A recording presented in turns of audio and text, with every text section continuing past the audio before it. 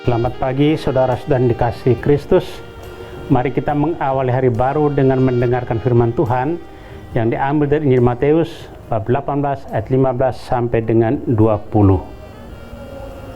Tuhan bersamamu. Inilah Injil suci menurut Santo Matius.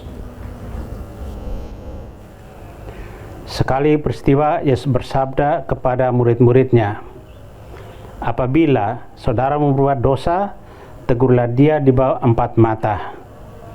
Jika ia mendengarkan nasihatmu, engkau telah mendapatkannya kembali. Jika ia tidak mendengarkan dikau, bawalah seorang atau 2 orang lain, supaya atas keterangan 2 atau 3 orang saksi, perkara itu tidak disangsikan.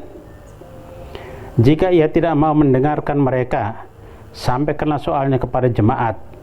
Dan jika ia tidak mau juga mendengarkan jemaat, pandanglah dia sebagai seorang yang tidak mengenal Allah atau seorang pemungut cukai.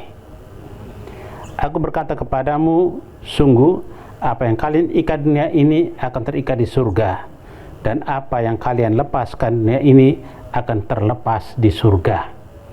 Dan lagi aku berkata kepadamu, jika 2 orang di antaramu dunia ini sepakat meminta apapun, permintaan mereka itu akan dikabulkan oleh Bapa-Ku yang di surga. Sebab di mana ada 2 atau 3 orang berkumpul dalam nama-Ku, Aku hadir di tengah-tengah mereka."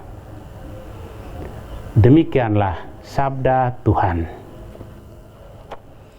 Saudara-saudara yang dikasihi Kristus, tema yang akan kita renungkan hari ini, cermin dan 4 mata. Menegur seseorang di bawah 4 mata merupakan suatu etika yang ditekankan Yesus bagi setiap pengikutnya. Apakah mengajak dan menegur di bawah 4 mata itu mudah? Jelas tidak. Perasaan enggan, cemas, dan takut akan mewarnai orang yang berkehendak baik untuk menegur.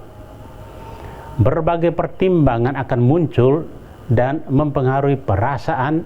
Jika tidak disertai komitmen, maka upaya untuk menasihati pun bisa gagal. Yesus mengajarkan para murid untuk membangun kebiasaan menegur.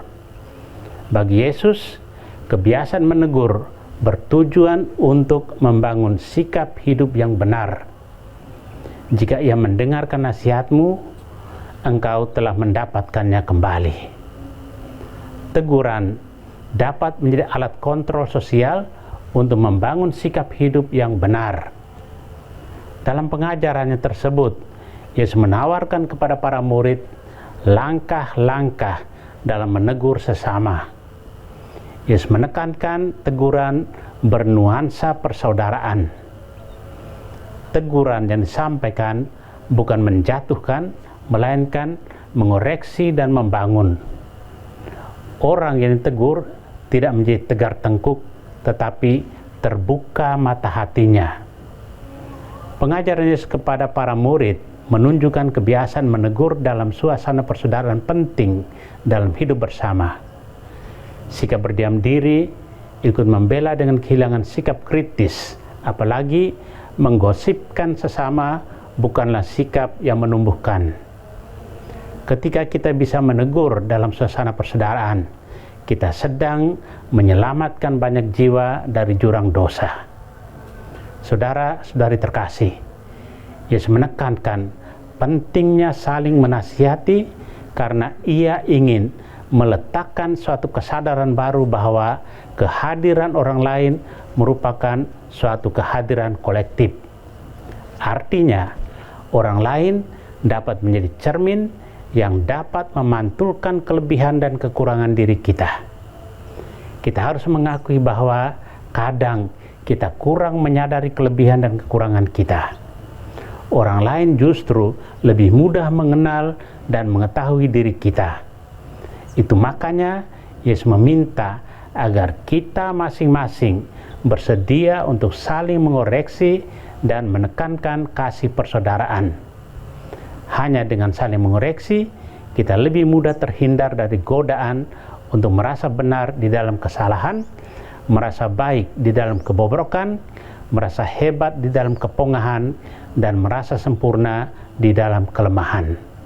Mari kita belajar untuk saling menegur dengan kasih persaudaraan. Tuhan memberkati kita. Amin. Marilah kita berdoa. Tuhan, pagi ini kembali kami naikkan syukur dan permohonan. Terima kasih sudah menjaga kami saat tidur maupun bangun. Terima kasih untuk udara sejuk dan segar pagi ini. Bukalah mata hati kami di awal hari ini. Mampukan kami memandang kemurahan dan karya-Mu, serta memuji dan memuliakan-Mu melalui pekerjaan dan pelayanan kami hari ini. Bimbinglah kami selalu untuk menyadari kesalahan kami dan bertobat, sehingga kami sungguh rendah hati, mau membuka hati dan siap menerima rahmat-Mu yang akan tinggal dalam hati kami. Kristus terang dunia, berkatilah keluarga-keluarga kami, jadikanlah kami alat kasih-Mu, dan pantaskanlah kami menjadi hamba-Mu yang setia. Amin. Tuhan bersamamu. Semoga kita sekalian, orang-orang yang terkasih dan doakan, seluruh aktivitas kita hari ini dilindungi, dibimbing, dan diberkati oleh Allah yang Maha Kuasa, Bapa dan Putra dan Roh Kudus. Amin.